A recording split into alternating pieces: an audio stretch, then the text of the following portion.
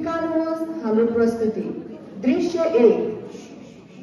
चिता तयार हुँदैछ। सीता सेतो साडीमा मौन बसिरहेकी छिन्।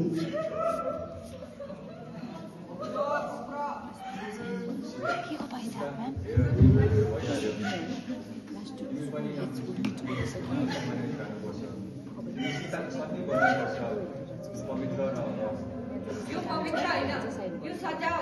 दिदी तपाईं पढ्नु पर्दैन, तपाईं बलिदान हुनु पर्दैन। यो प्रथा होइन, कथा हो, सजाय होइन। यसमा प्रश्न नगर। प्रथाको नाममा कसले बलि दिन्छ? मेरो दिदीलाई म मर्नु दिदिन। दिदी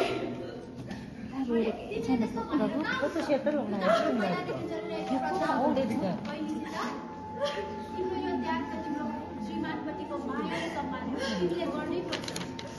हो, ठिकै हो। तपाईहरुले भन्नुभएको ठिकै हो। विटनेस म बाँचेर पनि के गर्नु? श्रीमान तपाईँ ज्यादा प्रश्न नगरौँ। उहाँलाई लानु। पर्दैन दिदी, मैले दिदीलाई बोलाउनु दिदिन।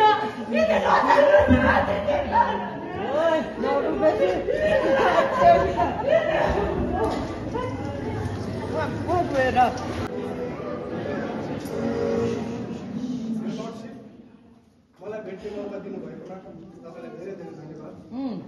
Saruloi, it's very pleasure to meet you. Please be seated. Thank you, Your Lordship.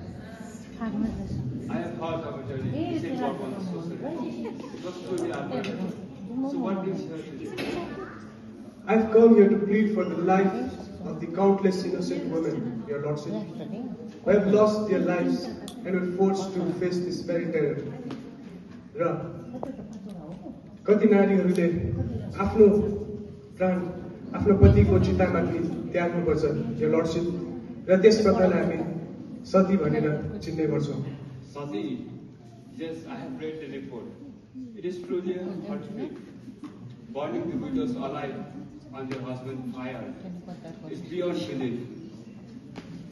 It is a horrific and a cruel practice, Your Lordship. Bengal र त्यस क्षेत्रदेखि बाहिरको अन्य गाउँहरूमा निर्दोष विधवा नारीहरूलाई यस प्रथाको शिकार हुन बाध्य बनाइन्छ।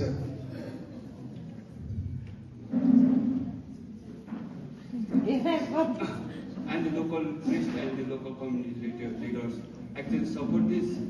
How can anyone can justify such a horrific act? Yes, they do, Your Lordship.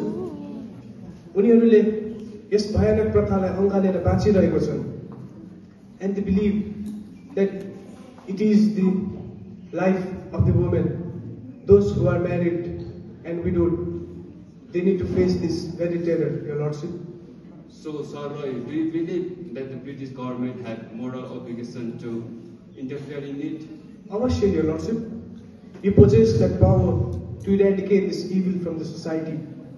And I believe कि कुनै पनि न्यायप्रिय शासकले यस्तो कुकर्मलाई समाजमा राख्नु कुनै पनि चेतनाको विरुद्ध हो।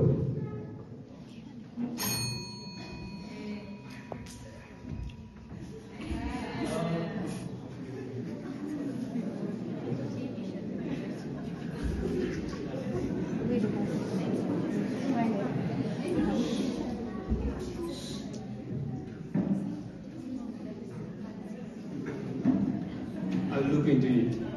Thank you, Your Lordship.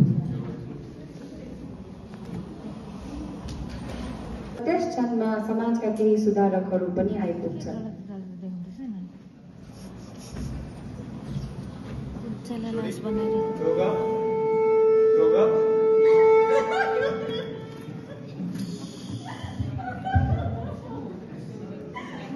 लु, अब सबै पवित्र कार्यहरू सम्पन्न भइसके।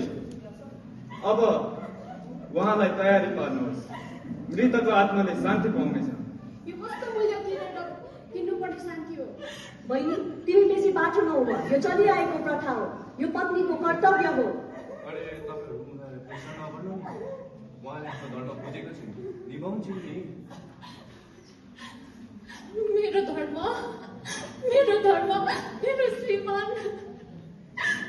मेरो श्रीमानको सम्झनाको सम्मान गर्नु हो। म त्यस्तो जीवन जिउन चाहन्छु जसमा मेरो श्रीमानले गर्व गर्नुहोस्। हेर छोरी, यो त परम्पराको अनुसार गर्नै पर्छ, किनकि यो हामीले गरेनौँ भने यो मृतकको आत्माले शान्ति पाउने छैन। तर पण्डितजी, मेरो श्रीमान त सधैँ प्रगति र शिक्षाको कुरा गर्नुहुन्थ्यो। मेरो श्रीमानको यो सपना थिएन। मेरो श्रीमानले मेरो लागि यो अन्धकारको यात्रा कहिले पनि चाहनु भएन। यी त हाम्रा पुर्खाहरूले दिएको मार्गदर्शन हो। यसमाथि प्रश्न नगर तिमी। यो गर्नै पर्छ, उसलाई तयारी पार्नुहोस्। मेरो कर्तव्य समाजसँग जिउने हो। म भन्न चाहन्छु।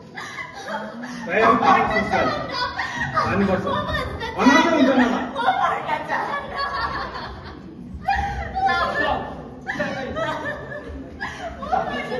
Nothing is forbidden by law. It is unjust. यो कदापि हुन दिँदिन। यो हाम्रो प्रथाको खिलाफ हो। Such tradition causing suffering to others. It cannot be continued. यो अनर्थ हुन्छ, यस्तो गर्यो भने अनर्थ हुन्छ। यो हाम्रो पहिलेदेखि परम्परा हो। Take him.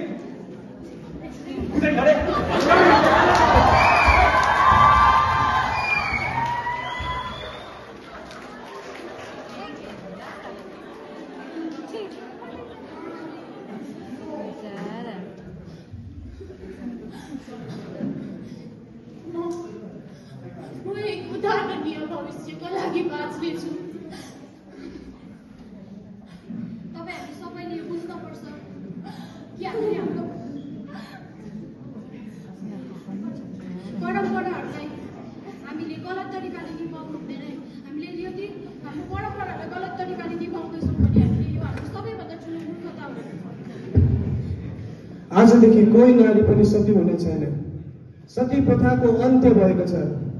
आज हाम्रो मातृभूमिमा नयाँ बिहान छाएको छ